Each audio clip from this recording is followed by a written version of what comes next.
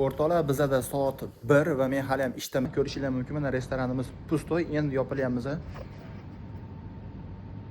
Вот, o'rtoqlar, bu videoda men nima demoqchiman? Bizda restoranimizning qonun-qoidalaridan biri, ya'ni bizda shunday qonun-qoida borki, restoranda turgan gullarni har haftada yangilashimiz kerak. Ya'ni bitta gul qo'yamiz va bir haftadan keyin uje u gulni musorga tashlaymizda yangisini qo'yamiz. Hozir mana bu videoda ko'rsataman. Mana ko'rishinglar mumkin. Men bu gulni hozir men musorli meshok tayyorlab qo'yganman. Mana shu gullarni hozir men musorli meshokka tashlab yuboraman.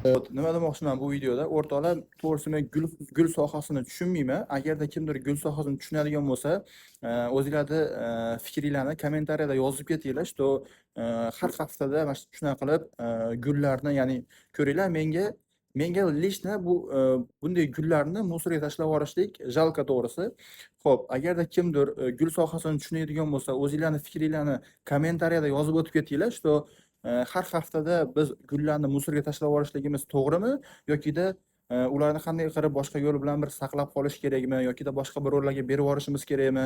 Nima qilsak bo'ladi?